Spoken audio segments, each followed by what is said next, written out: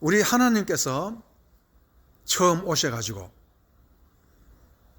이 땅에 사탄 마귀가 가득 찰 때에 교회를 박해하는 이 사탄 마귀를 전부 다 잡아가지고 저 지옥불에 1000년 동안 묶어두었다라는 말이 있습니다. 그리고 1000년 이후에 그 사탄을 다시 끌어냈다라는 말이 있습니다. 1000년설인데 해석하기가 아주 어려운 말입니다. 그런데 이게 1000년이라는 것이 어떤 1000년이냐? 여러분 보십시오. AD 313년에 처음 로마가 예수님을 맞아들여서 그 나라의 국교, 정교로 했고, 그 이후에 1000년 동안 이 지상에는요, 유대교가, 가야바의 후손을 두고 얘기합니다. 유대교가 이 땅에서 힘을 쓰지 못했습니다. 초대교회 때 전부 다 이 교회를 가장 심하게 박해한 자는 누구냐면 유대교인들입니다. 그러나 1000년 동안 유대교인들은 전혀 이 교회를 박해할 수 없었습니다. 그러니까 여러분 잘 생각해 보시죠. 1000년 동안 무슨 일? 사탄을 1000년 동안 묶어두었다는 그 뜻입니다. 그러니까 1000년이 되니까 사탄이 나왔다 했습니다. 그게 또 무슨 뜻이냐? 여러분 1000년이 지나서 1300년 이후에 1500년부터 종교개혁이 있지만은 종교개혁이 있는 그 순간과 거의 동일시한 그 순간에 무슨 이론이 나타나냐면 공산주의가 나타나기 시작했습니다. 신비합니다. 여러분, 역사라는 것은 참으로 신비합니다. 1000년의 마지막이 이제 다가왔다는 것입니다. 공산주의가 칼 막스가 만들었겠지만은 이 공산주의의 칼 막스 자본론의 이론이 누가 만드는 것입니까? 유대인이 만드는 것입니다. 그럼 그 유대인은 누구냐? 가야바의 후손입니다. 여러분 믿어집니까? 유대인들은요, 교회를 철저하게 가야바의 후손을 통해서 교회를 이렇게 박해하기 위해서 역사가 이렇게 일어나고 있다는 것을 우리가 알 수 있습니다. 그래서 우리는 이와 같이 오늘 이 빌라도가 어떤 사람이라 하는 것은 많은 사람들은 참 제대로 깨닫지 못하는데요. 우리 성경을 전체적으로 역사와 함께 이렇게 어울려서 보니까 이 빌라도를 통해서 로마가 하나님의 제사장 나라가 되는 시작이구나 하는 것을 우리가 알 수가 있게 되었다라는 것입니다. 그래서 첫 번째 우리가 알아야 되는 것은 예수님이 죄 없다 하는 것을 고백함으로써 이방인 나라의 제사장이 처음으로 이방인이 제사장으로 이렇게 탄생하는 시작이 되었다.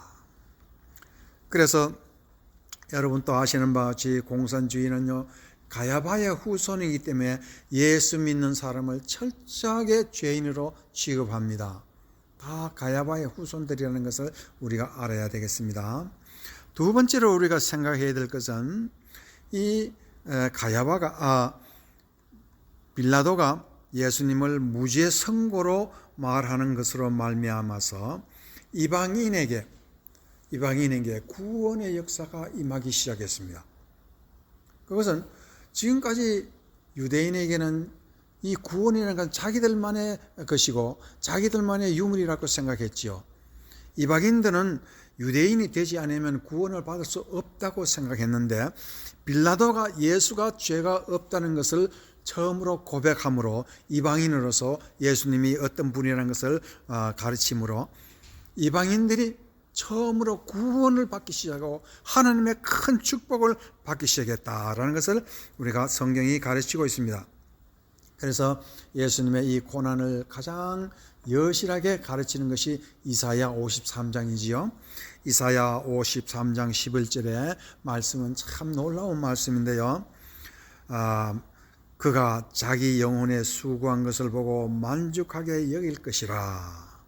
나의 의로운 종이 자기 지식으로 많은 사람을 의롭게 하며 그들의 죄악을 친히 담당하였노라. 자, 예수님이 십자가에 돌아가시고 십자가에서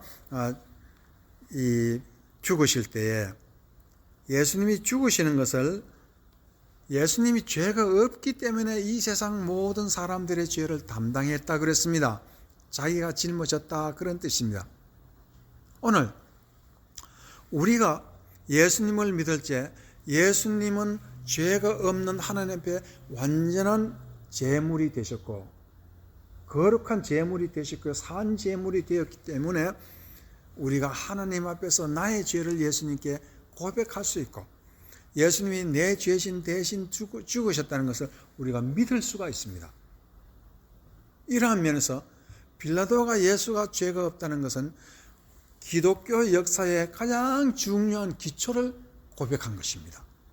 그리고 우리가 예수님 앞에서 나의 죄뿐만 아니라 나의 연약, 나의 부족, 나의 수치까지도 예수님께 담당하고 우리의 모든 것을 그에게 부탁할 수가 있다. 이것은요, 역사에 이와 같은 일이 없었습니다. 역사에서 인간의 죄를 사람이 담당한다는 거 상상할 수 없습니다.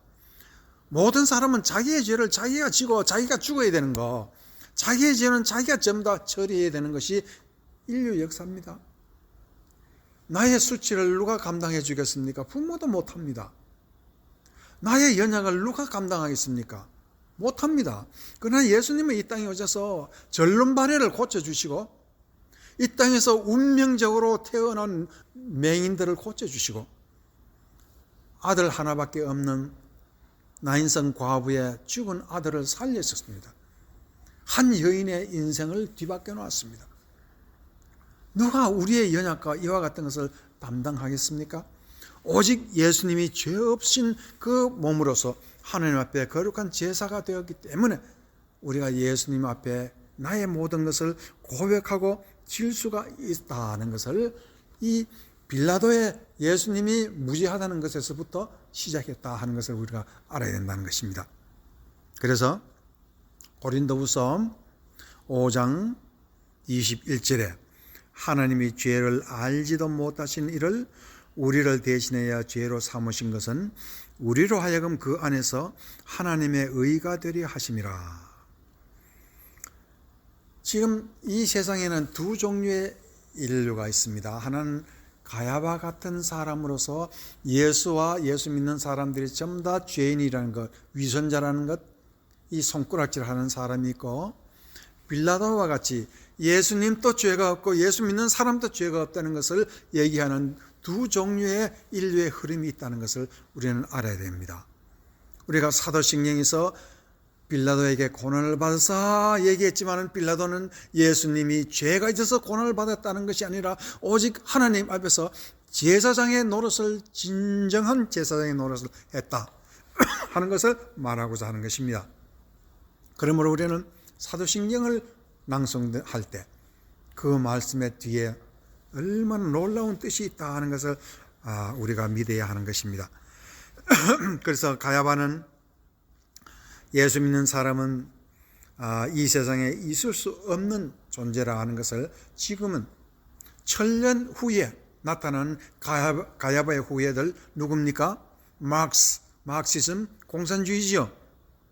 그 공산주의가 예수 믿는 사람을 철저하게 죄인으로 못을 박는 것입니다. 이것이 단순히 계시록에 나타난 것만 아니라 우리가 나타난 이 현실에서 너무나 철저하게 이 세상에는 두 가지 종류의 사람이 있다는 것을 우리가 알아야 된다는 것을 말하고 있습니다. 이제 말씀의 결론을 내리기 위해서 다음과 같은 말씀을 드리겠습니다.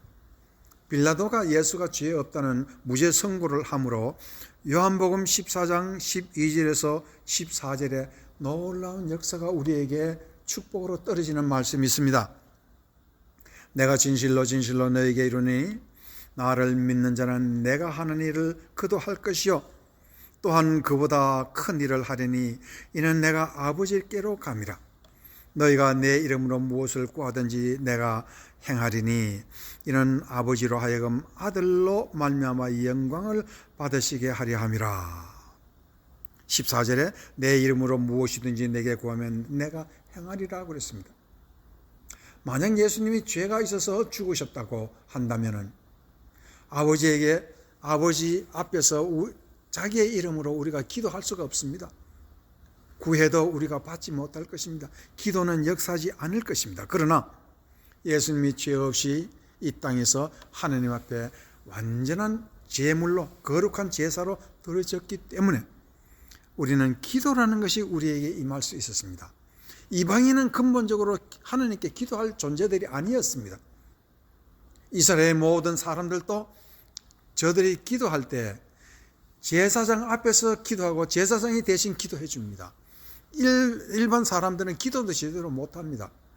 그러나 오늘 예수님은 죄 없는 분으로서 하나님 앞에 가셨기 때문에 우리에게 기도하는 놀라운 능력과 은총이 우리에게 주어진 것입니다. 그래서 오늘 19장 요한복음 19장 21절 22절의 말씀에는 다음과 같은 말씀이 있습니다. 유대인의 대제사장들이 빌라도에게 이르되 유대인의 왕이라 쓰지 말고 자칭 유대인의 왕이라 쓰라 하니 빌라도가 대답하되 내가 쓸 것을 썼다. 그렇게 말을 했습니다.